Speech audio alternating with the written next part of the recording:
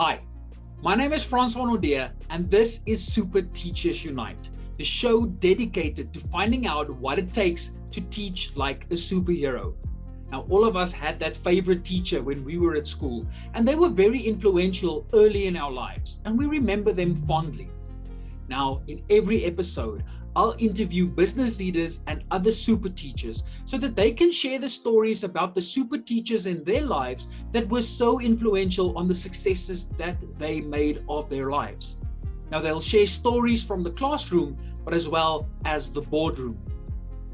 In every episode, our guest stories will assist us in finding out, especially if you're a super teacher, what it is going to take to improve your practice. And if you're a business leader, how will you improve your people, your processes, and your profits? Now, if you need me to assist you in finding out how you can teach like a superhero, check out our website at staysuper.co.za. Parents aren't paying school fees, and it's especially worse during lockdown, and then in this year also we're not seeing a real recovery. So just think of the run-off effect that this has on schools when they don't have the cash flow to pay their bills, and one of the massive bills that needs to be paid are the salaries of teachers. Now, in today's episode, we speak to Michelle Dickens, who is the CEO of the TPN Credit Bureau. And they've got amazing data around the payment of school fees, but more importantly, what schools can do to ensure that parents pay in full and on time. This episode is going to be extremely valuable for school principals or school owners that are looking for ways to improve the payment of school fees from parents. But we also share some things on, the POPI Act and what that information is, how that's important and what we should do with that information. Looking forward to hearing your responses on social media. Enjoy. So, Michelle, I'm sure that our teachers are going to want to stalk you on social media and find out more about you. Teachers are operating on several screens at the same time. We are used to multitasking. So where can our teachers go and stalk you? So I've got two places. My LinkedIn place is my primary stalking ground. So please find me Michelle Dickens on LinkedIn. And of course, if you want to follow me on Twitter, it's Michelle_TPN. There we go. So the teachers can go out and find out more about you and the work that you do there. And of course, after the interview, continue having a relationship, because I think what we're going to chat about today is extremely important for schools, but also for teachers as individuals.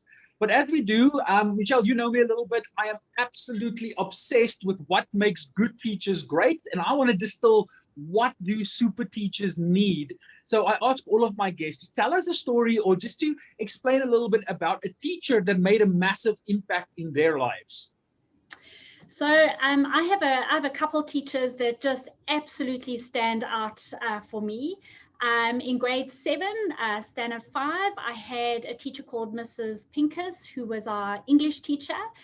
And she was our spelling teacher, our language teacher. Stand up and speak for 30 seconds, a minute, with no ums, no ahs, and get your message across. And she stands out as one of my first teachers. I am dyslexic, as it turns out, and it's something that I didn't know at school. And so I'm not going to lie, Francois, in the spellathon in grade 7, standard 5, I came second last in the school. And I just thought it was because I was not applying myself. I wasn't a good student. And so Mrs. Pincus still stands out for me, even though I really, really, really suffered during my school career with dyslexia. Moving into high school, again, I have a teacher that stands out for me, and that is, believe it or not, William Smith, who wasn't actually a teacher. He was the guy who did the extra classes and helped you through getting your maths and your science right, because it was an area that I struggled with. And it was an area that I struggled with, as it turns out, because I missed my numbers around. If I had to do a maths subject, a calculation or an accounting calculation, I would take my calculator and I would do the best of 3, because the numbers would just jumble around for me. Again, I thought it was just because I didn't apply myself and I didn't understand the work. I'm going to fast forward because I have 2 little boys at school, and my one little guy, is struggling with this exact same problem. And his teachers stand out for me. The teaching and the support that he has received at school, taking him through this process and saying, there's something that's not right. Let's every grade, let's take him through a different analysis to understand what is causing this difficulty. And I've learned so much about myself as a result of the process that he's going through at the moment. And for me, these are these super teachers, that it's not just about how do we educate our students or our learners at the moment just to get them through the content that they need to get through, but let's understand each little individual and the support that each individual child needs in their personal journey through the school. Okay, there's two massive things I want to pick up on here. But firstly, the legendary Mr. William Smith. Please tell me you knew him in person, that you were actually sitting in a class with him and not just like the rest of the plebs in front of the TV, because I wouldn't have passed math if it wasn't for him on the Learning Channel back in the day. But you were actually like at the feet of the master. He was legendary. We used to go to the Field and Study Center after school in the evenings, and there he was live in person, taking us through a classroom, 30, 40 kids at a time. And we would have the benefit of this man in real life, and he was legendary. And he really did bring the excitement to maths. And he really wanted every learner, every child to benefit and to understand and to get his excitement and grasp his knowledge of his subject. He was magnificent. No, absolutely. I mean, I still can't look at a pack of Smarties without thinking about fractions. That was like the thing that stood out from him. And then, of course, those transparent writer cookies on his hands. I mean, that's been memed so many times. But I mean, what an absolute legend. And the privilege you had to actually learn from him in person. That's awesome. And I think a great anecdote. But what I want to touch on is how amazing it is, because a lot of people think that once you have dyslexia, dyscalculia, any of ADHD, any barriers to learning, they think like it's the end of the story. Sorry, you're not a mainstream child. We're not going to teach you the way in which it is. But here we have such a success story, such a formidable businesswoman with dyslexia. Yes, and Francois, you're absolutely right, because through my school journey, I really felt that I wasn't capable. A lot of the time, I felt I just wasn't capable of mastering the work, that everyone found it so easy around me. And I really just, I felt that I didn't have the skills that I needed in order to achieve the work. Looking back now and walking through the journey with my children and seeing the difference between the two boys, the one that is struggling with the same thing and the other that is finding the work so much easier. It's not. It's just about understanding that the brain is processing the data differently, and how do we give these little individuals the tools that they need in order to understand and learn in the way that they need to. It's fascinating. It's fantastic. And it's not like they don't have skills. They've got different skills. As you said, the way in which the brain works, the neurology is just different. Different doesn't mean the end. It doesn't mean like outcast. It just means that you're going to get to the result in a different way, or you've got a different set of what I call superpowers that you are going to use that other people don't have. So maybe, Michelle, in your journey, what have you discovered of your own superpower that dyslexia gave you, like the advantage that other people don't necessarily have? So I don't know if it's dyslexia that gave, I do. I actually, Francois, you're right. What it gave me was grit. It gave me grit and perseverance. I remember as a grade 7 child, getting called up on stage and everyone's receiving their award, and the award that I won was the award for perseverance. It wasn't for top performer. It wasn't for coming first in maths or first in English, but it was for perseverance. And if you speak about children and learners today, the word that the schools use today is grit. And this is something that we want to see in our learners. You don't have to be number one. It's amazing if you are. That is your superpower. superpower.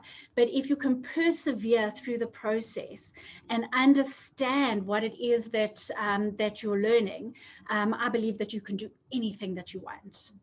Yeah, absolutely. I do feel that some teachers fall in the trap of going like very soft on learners that have got different educational needs. Like if somebody's got dyslexia, they could easily say, oh, shame, you know, the kid's got dyslexia. Let's not put pressure on them. Let's not push them to persevere, or let's just be easier on them. And that's a big trap that a lot of teachers prey for. Did you have teachers that went soft on you? And did you have teachers that went like, you know what, regardless of of the dyslexia, we're going to push you either way? So I was not diagnosed at school. School was very difficult for me because I was undiagnosed and misunderstood as a result of that. And so when I'm watching my children in their journey today, I'm trying to identify points in their lives where I'm trying to say, how do we not misunderstand our children, and what do we need to do? And I've got to be honest that it is the educators that have taken my family through this journey, because it was a journey that I didn't go through when I was at school, being misdiagnosed. And through that journey, exactly as you said, Francois, I can see some of the teachers saying, oh, you know what, we're going to take these children and we're going to put them into what our school has identified as a middle room. And that's fantastic because you've got smaller units that you're teaching. And the teacher said something along the lines of, but we don't push them as hard. I'm like, no, please push my child. I do want him pushed. I want him to excel. We're just taking him through a different process in order to allow him to achieve the best that he can achieve. And I can see the hard work and the effort that he puts into it, but the reward of getting it right, and how proud he is of himself. And that makes me proud. You know, I'm glad that we have this journey, but that I have the experience that I can say, yes, I can see what you're going through. That's absolutely amazing. And I think teachers should strike that balance. And I think that's what makes teaching an art, is the fact that you have that personal relationships, that you can strike a balance between not going too hard and knowing when to slow down, but also not just like being lax and not pushing whatsoever. So I think that's very valuable from our conversation so far. If you were to distill like a trait in a teacher that you think is like absolutely cardinal for them being an amazing teacher, what do you think that trait would be? So I look back and I identify that each individual is unique. And I think teachers that are able to see the uniqueness in each learner is really, really important. It's about understanding the concepts that you're teaching so intimately that you're able to give them a story, that you're able to give them a life, that you're able to make them exciting. I think that's vitally, vitally important, that you're not just regurgitating the work and just reading the textbook and saying, this is the work, but you're able to identify the work so intimately that you can bring it to life and you can share it in different ways for different children. So some children are going to catch the concept in a certain way, and some children are going to need a different version of how to teach that. And the ability to share across different dimensions, I think, is really important. Yeah, I agree with you. And that's one of the themes that's coming out of these interviews that I'm doing with my guests. And one of the themes that's coming out is the storytelling aspect of teaching. And I mean, just the two of us are also on a program together for public speakers. And that's one of the things that came out of it, is the storytelling aspect, this balance between peanut butter and the pill. And what I tend to say to teachers, like, the storytelling part is the peanut butter, but it's not enough to only have the story. You know, need to make sure that the peanut butter is also the right flavor for the child. So that if that's not relevant, if the story isn't relevant, they won't connect with the pill that you want to deliver a bit later on. But I agree with you. It's such an important aspect in order to tell stories when you teach. Yeah, absolutely. And I love stories because that's what the kids are going to remember. And as adults, that's what we remember. What was the story that went along with the concept? Yeah, evolutionary, that's also how we developed. I mean, understanding stories of where the best fruit were, where the herd of cattle was, whatever. That story helps you remember. So if we try and like sterilize education in a way that is just a fact, I mean, it's not conducive to our learning. But amazing stuff. Thanks for that, Michelle. But now I'm so obsessed with these traits of great teachers that I started the recruitment company goteach.co.za. And one thing I want to do is like get our teachers to like excel during the interview process, to make sure that they don't just like deliver the typical type of answers when they go in for interviews or when they follow the recruitment process, because it's so easy to just disappear in a field of thousands of people who are applying for a job. Now, you run a company, you employ people, and you decide who you get to work with. What are you looking for in a team member, or what are you looking for in an employee that works for you? So, I mean, upfront, obviously the skills. Do you have the skills necessary for the position that we are looking for at the moment? And then once we've established and we've ticked off the box that you have the skills, do you have the right cultural fit within our organization? Things like what is important for a credit bureau. It's things like accuracy to detail. So we're looking at accuracy to detail. We're looking at team involvement. We're looking at things like timeliness. When I say team involvement, that no job stands outside of my position. If the business needs this to happen today, how do we communicate and how do we create the structure in order that everyone can get involved and we can all meet the objective that needs to happen? And I'm going to give you an example of that.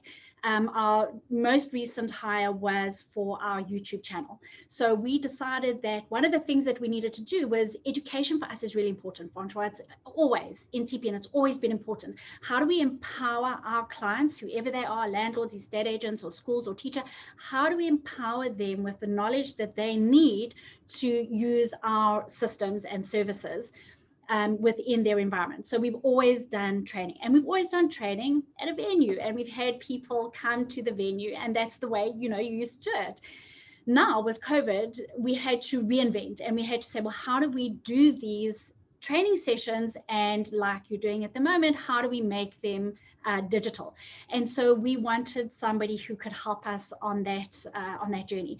And so what we did was we said to the people that we found, here's one of our videos. Now, how do we take this and how do we create it into the TPN culture?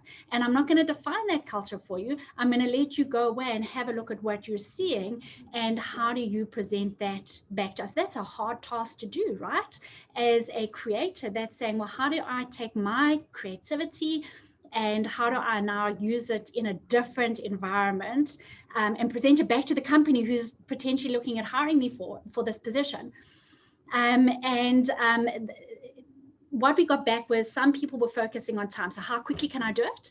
Versus, you know what, this is going to take me a bit longer, but what I want to do is I want to show you my magic.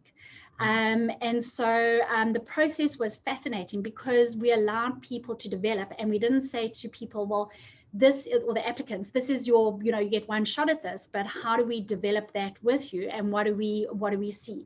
So that's the first story, and who we have now is just the most amazing YouTube director, producer, videographer that can come in and take her, and I think that's important because it's not just about saying we want this and this is what we're hiring for. We want someone who can bring something to the job as well, something that we're not seeing, bring something into the organization, and that's how you grow and develop the organization as well. And that's so extremely important, because when, especially in teaching, when everybody applies for a position, it's like everybody can do the bare minimum. It's like, if we want you to teach a mathematics lesson, like 30 to 50 people are going to apply who can teach a mathematics lesson.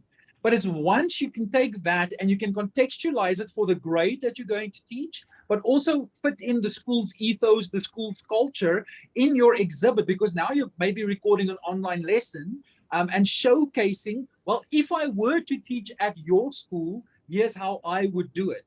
And in that case, a principal or the SGP would be able to see, right, this person has got a bit more than just the minimum that we expect. And that's, as you said, that's where the magic happens. Absolutely. And it is magic. Teaching is magic. It's the most empowering job, I believe, that you can have, is to go out and share in storytelling, share your experiences and share your learnings, but also to absorb, because it's a two-way street. You've got to be able to hear and listen to what you're receiving back and adjust on the fly as you need to. Yeah. And the thing about teaching is that you are a content creator. Like, if you want to use the title or not, it's not like you're on YouTube or Instagram. You're going to be, Instagram famous as a teacher. There are a few, but I mean, the majority of us won't. But the fact that you are creating content for every lesson you're teaching that's the storytelling aspect coming back in. And if you include that in how you teach, I mean, and then also when you can showcase how you do it. That's why I keep on hammering on teachers, like, have a digital portfolio, have your own YouTube channel where you showcase your teaching, your thinking about teaching, have your own website. Like, those things put you apart, or set you apart from all the thousands of other teachers applying for the same position. Exactly. I saw an interesting article on a social media, and it was about someone who was teaching people how to create their CVs. And it was, remove your photo. Don't say anything personal about yourself. Stick to only the facts. Make it a short and sweet and to the point. And in some instances, I think that is useful. But I do believe that you're showcasing yourself. And in order to showcase yourself, you need to identify, you need to show the amazing talents and abilities that you have, because that's what we see. These are the experiences that we're looking for, because as a teacher, you're sitting in front of a classroom of 30, 40 children, and they're going to be absorbing what you have. Showcase that. Absolutely. And document it as you go on. Michelle, thank you for that. Now, I want to get into the meat of our conversation, because you run a credit bureau, and a lot of the work that I've seen you doing is around schools, and specifically the fee-paying schools, and how parents aren't paying their school fees. What have you seen happening? What are the trends with school fees, let's say from prior to COVID and throughout lockdown, and what are we seeing now? So what we do is we profile consumers, and we look at consumers. How do you pay your different accounts? And there's a priority of payment. The priority of payment is, I'm going to pay for the roof of my head. That's the most important payment for the majority of consumers. And it doesn't matter if that is your mortgage or if that is your rental. The roof over your head is a priority payment. Next to that, you've got your vehicle finance. Payday loans actually are fascinating, a priority payment, because in order for consumers to get next month's payday loan, they have to have paid off this month's payday loan. So payday loans are priority payment. We've then got unsecured credit facilities, and in lockdown, credit cards became a priority payment, because in lockdown, where you weren't able to move, you were relying on online shopping. And so all of a sudden, making sure that you had your credit card accounts up to date to enable you to make the next credit card transaction, that became a priority payment. So there was a shift there through the lockdown period. Let's talk about school fees. School fees have historically not been a priority payment. And why have they not been a priority payment? Because there was no repercussions for non-payment. Certainly, let's not talk about non-payment in its entirety, but absolutely late payment or delayed payments. Often parents found, well, school fees need to be paid at the beginning of the year, but then really they only need to be paid again at the end of the year. So it doesn't matter what my commitment is, whether I commit to a monthly payment plan or a termly payment plan or an annual payment plan. Many parents struggle throughout the year with their budgets, and therefore only when we're getting to the end of the year again are school fees made a priority payment again. So what TPN is about creating rewards for parents in order to incentivize them to pay their school fees on time and in full. That's what TPN is about. And so what we found is that, and I'm going to give some examples. If you look at mortgage payments, 90%, 91, 92% of mortgages are paid up in the current month when they are due. That leaves only 8% of people that are finding it difficult to make that priority payment. Whereas school fees sit at around about 60, 62%. Mm-hmm. In a good month, In December, we can get that up to 67% of parents that are in good standing with their school fees. Enter the lockdown, and all of a sudden that declined all the way down to 45%. So only 45% of parents were in good standing with their school fees. What does good standing mean? Well, it means your account is up to date, fully up to date. There's no arrears on your account. Right throughout the lockdown period of last year, we managed to get it up to 48% by the end of the year.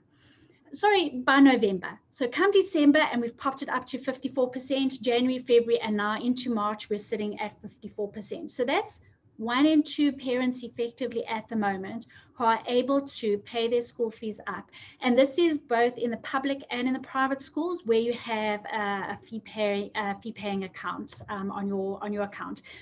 What does that mean for the schools? Well, for the schools, they have accounts that they need to pay.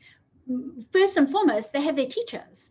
And it doesn't matter if you're at a public school or a private school, you still have SGB teachers that you need to pay at a public school. And this is where a lot of those funds are going to be going into ensuring that your teachers are paid up so that they're part of the economy, so that they're able to meet their own expenses, be it the school fees of their children, their rent, their car finance, electricity, etc.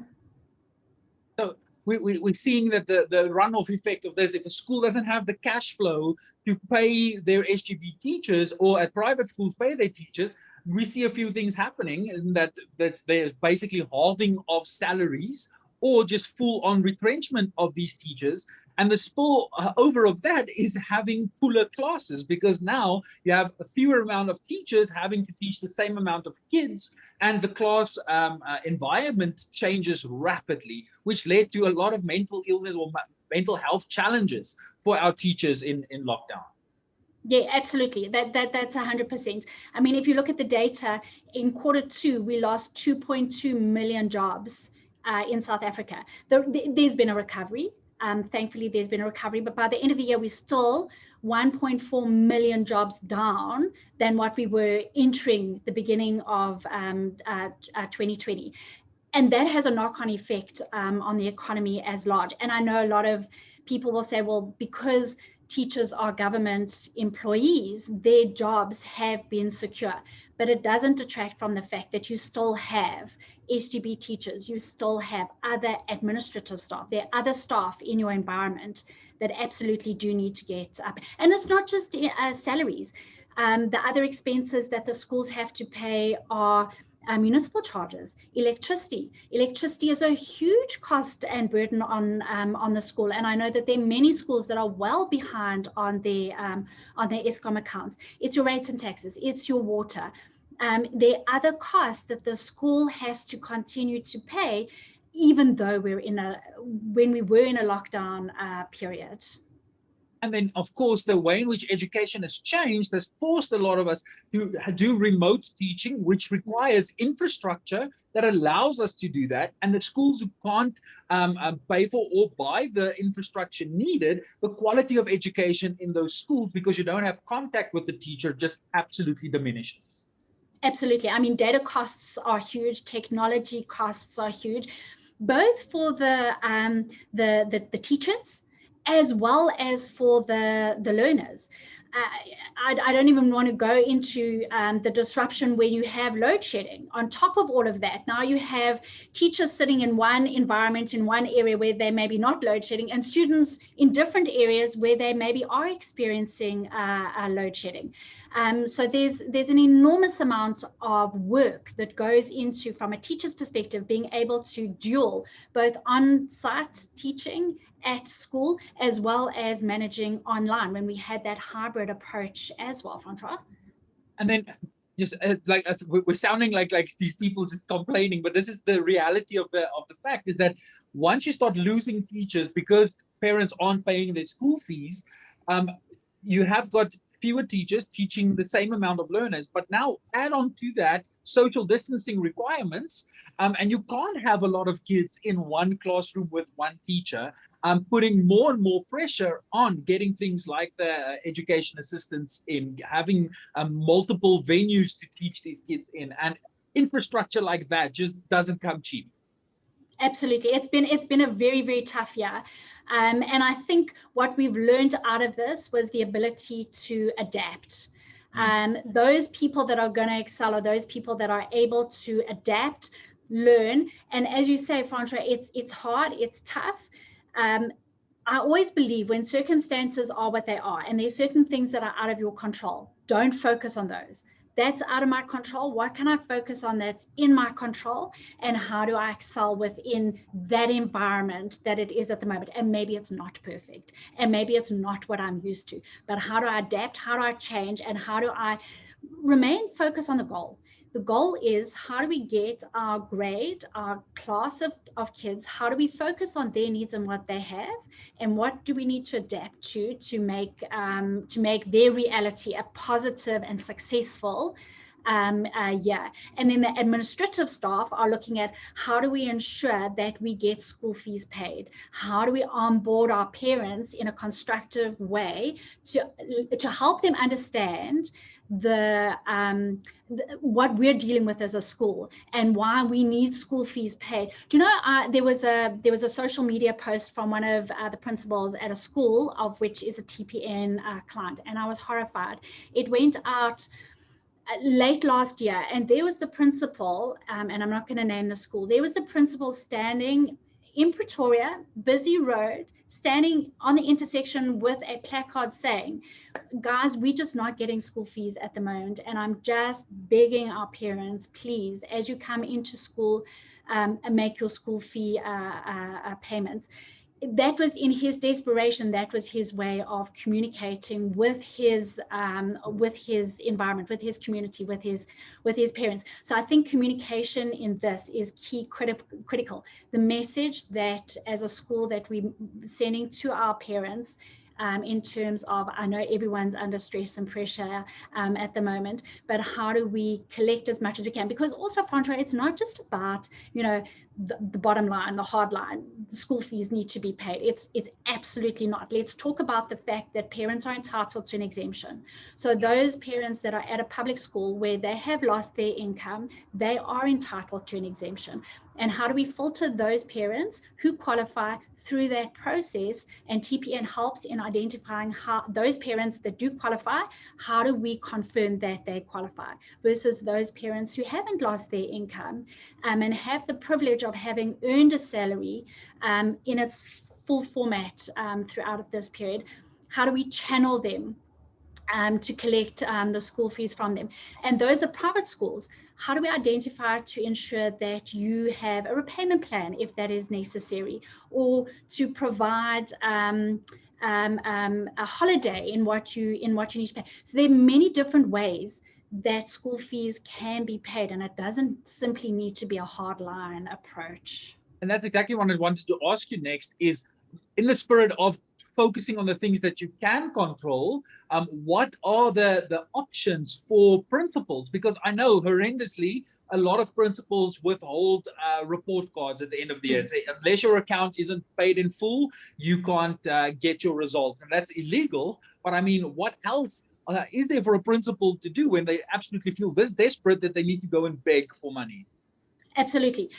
So there's a couple of things that schools do, denying access into the full infrastructure of the classroom facility, or withholding reports, or what have you. And it's out of sheer frustration that schools go down that road.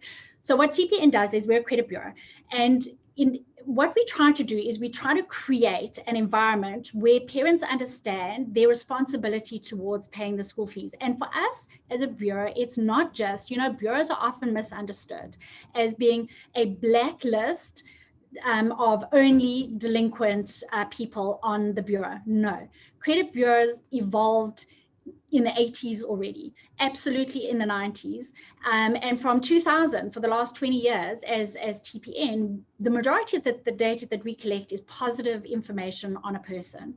So what we collect is every month, what was the school fee that you were supposed to pay and how much did you pay towards it? And from that, we can identify parents that are paid in time and on full, parents that are paying partially, paying late, or not paying at all. And from that, you build an analysis over the full 12-month period. And if your child's been at school for the last 12 years, you're going to see we've built a 12-month profile of you. Of course, we only display the last 5 years in terms of the National Credit Act, so we are regulated.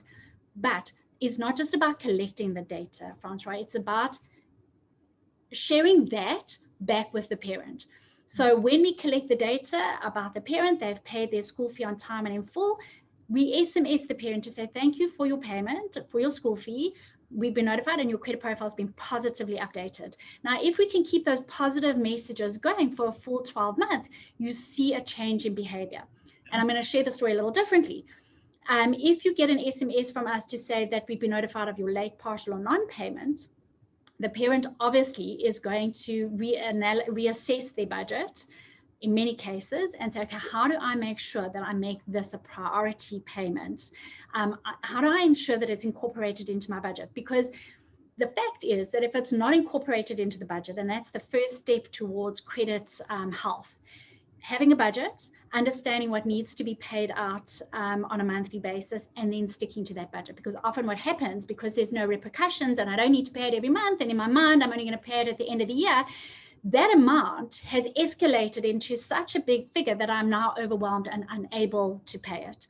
So it's about how do we communicate with the parents, back to the communications, which I think is so important, because you need to communicate regularly, ongoing, consistently, and the right messaging. So what we do is when we collect the data from the schools to update a parent's payment profile, we're telling the parent how their payment profile has been updated at every step along the journey, trying to rehabilitate every month and not just at the end of the year. And it comes back to a lot of the philosophy in education that makes a good teacher great, is that positive reinforcement, that if I only give you feedback on your assessment or on your learning when you've written a test or when you've written an exam, almost like every quarter, like people tend to pay, I mean, that's not enough incentive to really let me go. If I need a 80% in a final exam to pass the exam, I'm so overwhelmed, I'm going to freak out and most likely not pass. But if I continue with the positive messaging in every single lesson, I tell teachers, send out voice notes to parents. Like, use the kid's phone. Like, just go send a voice note. I think Sipo is doing amazing stuff. He just did this in the classroom, and I think that's amazing. That type of positive reinforcement changes behavior. And what you're telling me here with the system you're using is you've got an individualized storytelling mechanism of positive feedback to the parents, and in that way changing behavior. Absolutely. And it really does work. It really does change behavior because it focuses the mind every single month. So if a school then becomes one of your clients, you take them through the whole process of how you are going to assist them in getting the school fees paid. Absolutely. So what we do is collecting data, sending out SMSs. There is no charge for that. So we collect the data, we bring it in, we SMS the parents on a monthly basis. There is absolutely no charge for that. We send out letter of demands. So as a debt collector, we can help them with their letter of demands, which again, from a school perspective, it makes it appears that the account has been handed over, that it's been escalated. It's no longer the school that's trying to collect on that debt. And we find that that has a positive impact on the parent as well. And then, of course, we help with the exemptions. So there's a charge for that. If you want to identify the parent that is asking for the exemption because they simply need to fill in the form, put it in an affidavit format, provide their supporting documentation, we can assist with taking through that process and saying this parent absolutely has had a loss of income and therefore does qualify, or this parent actually is still earning an income and we can see that maybe they only qualify for a partial exemption. So it's all about data. And I mean, school principals don't have the time to deal with this. The admin staff don't have time for this. Teachers definitely don't have time to deal with it.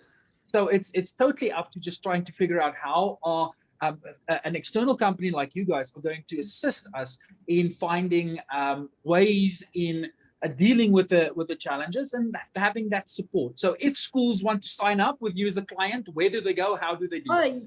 Yeah, I would love that. So www.tpn.co.za, and you'll see on our website that there's an environment for schools, or you can reach out to me directly, michelle@tpn.co.za. I'd love to hear from you. Francois, we look after about 1,000 schools around the country. And it's across the board. It's non-fee paying schools, because that's just as important to us to understand the parents in non-fee paying environment. Public schools, both those parents receiving an exemption and those parents that are fee paying, and of course our private schools as well. And for us, the benefit to the parent often is on our thin files. So in a credit bureau environment, we talk about thin file applicants, and these are people that don't have traditional credit on their profile. So they're people that don't have a lot of other credit. And so when they go out and maybe they're looking for a home loan, we can use school fees in order to motivate. Yeah, they don't have other types of credit, but we have alternate credit information that can motivate credit agreements on their behalf. Okay, excellent. So I see a lot of value in this service for schools. I wish that all principals like rush over to your website. I wish that your website crashes because everybody's just flocking over there to sign up. But Michelle, I want to move it a bit closer to teachers. And I know from the credit bureau work that you guys are doing, you've got a big focus on property as well. And my question to you is, as a teacher, what do you think is better, to rent or to buy a property? Like, in your opinion, take us through the I was going to say the mindset around buying a property versus renting a property. Sure. So, it absolutely depends on your stage in life, your personal circumstances, what you are looking for at the moment. And there's some teachers who have buy-to-let properties. So they have investment properties that they're earning a little bit of extra income on the side, renting those properties out. So it absolutely depends on your circumstances in your life at the moment, and on your affordability of where you are at the moment. So from a rental, what are the pros of having a rental accommodation? Well, right now, renting is probably cheaper than property ownership. And that's because you don't have the additional costs of the repairs and maintenance on the property. You don't have the additional costs of the rates and the levies that you would be paying as a homeowner. And absolutely, if you are starting out, it's often easier to find a job. And maybe you're not settled in that environment at the moment. And so renting therefore makes a lot of sense at that point in time. In order to pivot that journey from renting into home ownership, how do you prepare for that journey? Well, it's about understanding what the costs are that you're going to be paying for as a homeowner. So as you transition into home ownership, what is the value that you can afford? So banks often say, well, as a starting point, we're not going to lend to you for more than 30% of your gross income. So what is your gross income? What is 30% of that? And kind of cap it, because you're not going to get more than that from the bank. And if you have a joint application, it's you and your partner. What does that gross income look like? 30%, that's what's left over from a repayment plan. It's not just that, it's about what's your affordability. So what else do you have that you're making repayments on? And your credit profile contains all that information. So if you go and get a free credit report, which all the bureaus need to give you a copy of your annual free credit report, best place to go, in my opinion, is mytransunion.co.za. So go to mytransunion.co.za, you can enter your details, you can get a copy of your free credit profile. And what that's going to show you, it's going to show you all the different accounts that you have, all the different credit agreements you have, insurance, telcos, your car finance, your store cards, whatever you have. And it's going to show you what your total commitment is. So you have 2 million Rand outstanding on all your different agreements. Maybe that's a bit high, maybe it's 1 million Rand. You have 1 million Rand outstanding on all your different agreements. It's also going to identify what your monthly commitment is. So on that, you're committed to 1,000 or 10,000 or 8,000 or whatever that value is across all those different agreements. And then it shows how those accounts are being paid on a monthly basis. So which accounts you're managing to pay every single month and keep up to date and current, and those that you accidentally because often it happens, you think, oh, this account, I'm not going to pay it this month, it's a small amount, I'm going to catch it up twice next month. That has a huge impact on your profile. And the impact of that stays with you for 3 years. So you absolutely want to understand what your credit profile looks like, and understand where you can improve on it, so that when you're ready to enter that home ownership journey, your credit profile is equally ready to participate with you in a positive way. I think a lot of people think that buying a property means that you have a great investment. And there's a lot of pushback at the moment on buying properties with the idea of it accruing value over time, and that when people say there's a lot of other positive ways or better ways in investing your money. I just wanted to know, like, what's your take on it? Should people still be investing in property, or do you think there's better ways of investing your money? So your home ownership journey is different to a property investment journey. In your home ownership journey, I think we do need to understand that in South Africa for the last 10, 12 years, that capital appreciation has been very low. So in the past, particularly in the boom years, and there, what I'm referring to is 2004, 2005, 2006, the capital growth on properties were 20, 30% per year. You could buy a property off plan in 2005 and sell it. It wasn't even developed yet, so you had no repayment on it until it was handed over to you. You were buying it off plan, and 12 months later, you were selling it without even having paid a cent towards your bond for 20% more than what you had purchased it for. Come the global financial crisis, and that part ended, and it hasn't restarted. What I mean that capital appreciation is fairly flat. Maybe it runs at 2-3% per year, but when you take inflation into account, you've got negative returns often.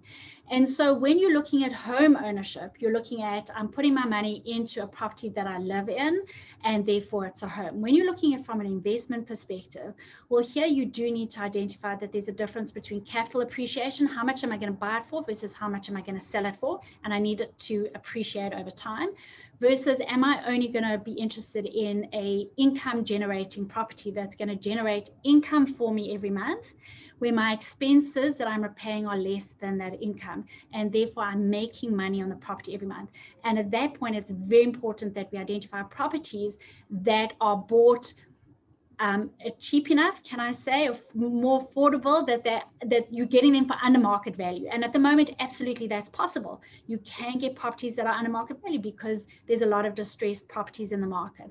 But Francois, there's also, from our tenant perspective, there's also high vacancies. So vacancies are sitting at nearly 14%, which means if you have an investment property, you have to take into account that it's sometimes difficult at the moment to find a tenant for that property. Which is going to eat into your income, and you've got to know that you've got to be able to service your expenses on that property, your mortgage, your levies, your rates and taxes, etc., while you're waiting to find a tenant at the moment. If there's like 14% like lower or more vacancies, that means those people went somewhere. They surely are staying somewhere. Do you have any data on like where people are moving? Absolutely. So what we have is we have had 1.4 million jobs lost, and without an income, people without a job, without an income, they are moving back with family and friends, and that's what we're seeing. So leading up to this point in South Africa, what we were seeing was we're seeing population growth. I mean, we all understand that. We know there are more people in South Africa. We get that. What we're also seeing, though, prior to the pandemic, was we're seeing house sizes shrinking. So as house sizes shrink, it means that you've got more households. So we have 17 million households in South Africa, up from 13 million households 10 years before that. So you've got an extra 4 million households. Well, each household needs its own house.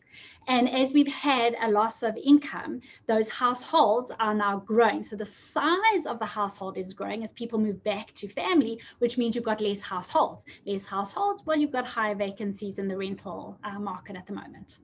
That makes sense, because then you can share resources. It's easier to feed all of the all of the mouths under one roof than having two roofs to pay and feed everybody. So people are moving close, and I'm seeing it in my personal life. A lot of my friends, myself, I mean, I'm staying with my parents on the property, and the fact that they've they have these properties, make it possible for us to move back in and have these more tight-knit households where we can assist each other. Absolutely, 100%. And I think that that's going to be with us for a long time still, because until we get the job market back and the economy back, we need to recover. We need to recover these 1.4 million jobs that have been lost. Yeah. Michelle, it's such great information that you've guys said. You can draw a lot of deductions from the data. So how do you guys like the process around gathering the data? I think that should be cumbersome. Like, how do you guys get all the data? So what we try to do is, particularly for our schools, as you mentioned earlier, it's got to be seamless, it's got to be accurate, and there's got to be no time involved. So what we do is we work with the accounting software systems, both in the property space and in the school space. So what systems are out there? I'll use D6 as an example. How do we then get the data out of that software system and bring it into the TPN software system electronically? So there's no finger capturing, there's no time delay in somebody having to load it onto a system. It comes from one system seamlessly into a second system. Once it comes into our environment, we then put it into a staging database so that we can take the data from an accounting software version and make it applicable for a credit profile version. And for us, the communication around that is important. So how do we then share with our schools what that data looks like? And benchmarking. How do we benchmark you against your peers? So how does your data look versus how do your peers look? So if you're improving from a collection perspective while the rest of the market is deteriorating, kudos for you. We've got something that we need to learn from you. And how do we then reinforce that and share that back into the school environment? Where as a school, if you see you're deteriorating, but your peers are improving, how do we talk to you? How do we help you? How do we educate you? And how do we help you improve in line with what the rest of the market is doing as well? Yes. Now, with all of this data, and I know you guys do some work on this, and I think schools have got a lot still to learn on the POPI regulations and POPI Act. So I know you're doing a lot of work around that. What advice do you have for schools with regards to like the data that they have and the POPI Act? So what we've done is, TPN started in 2000, and that preceded the National Credit Act. The National Credit Act we registered for in 2006. And so a lot of what is incorporated in POPI is already incorporated in the National Credit Act, certainly from a protection of consumer information within that act. And we do annual audits. So we have to have a license to operate, and every year we have an independent audit. And so our independent auditor, Bates and Opie, did our personal information impact assessment many years ago, leading up to what is now POPI effective date. And so every single organization, including schools, needs to have a personal information impact assessment.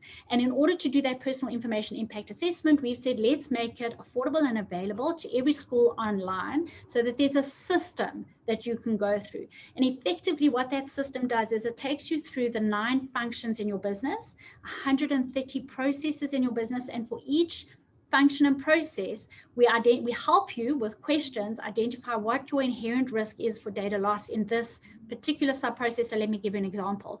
If we look at schools, your debtors, your parents, their information and how they pay their school fees is one of those functions versus, for example, your budget.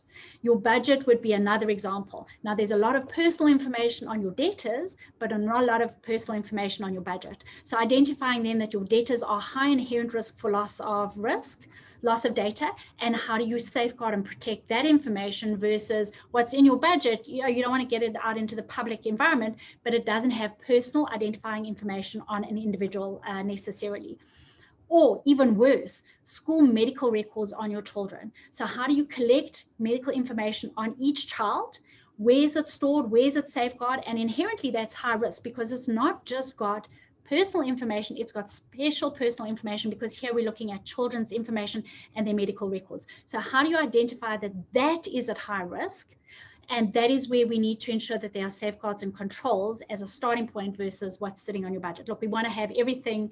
You want to protect and safeguard the data everywhere, but as a starting point, you want to protect and safeguard data that is most at high risk.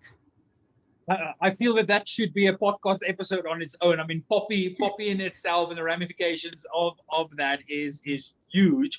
But you mentioned that you've got the YouTube channel. Are there videos and things for people to go and view about POPI and all of the other work that you guys are doing on the YouTube channel?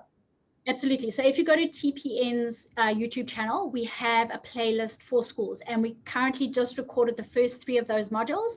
And you'll see in the playlist, we're going to take every 2 weeks, we upload the next module that we do them live. And so you can watch the first 3 modules, and then you can hook in, like and subscribe onto that channel, and then you can hook into module 4, 5, 6, 7. Well, I hope all of the school leaders, people like go over to that YouTube channel, subscribe to it, watch those playlists, because there's a lot of information I've got no idea over. So I'm glad, Michelle, that there's a TPN in the environment that can definitely assist schools. Michelle, I think that's all that we've got time for. Just wanted to thank you once again for being on the Super Teachers Unite show. And then lastly, once again, where do people go if they want to make contact? Please reach out to me directly, michelle@tpn.co.za. Always welcome to reach out to me via email. You can hook up with me on LinkedIn under my Michelle Dickens LinkedIn, Michelle_TPN at Twitter, and of course our website, so www.tpn.co.za. And we'll make sure to tag your social posts and whenever we share out this episode so that teachers can find out more about you. Michelle, from my side, thank you very much. Stay super. Well, that's it for today's show. I hope that you found value and that your classroom or your boardroom is now a better place to work at.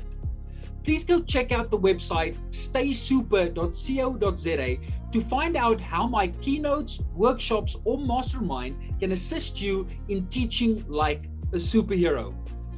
Until I see you in person or chat with you online, stay super.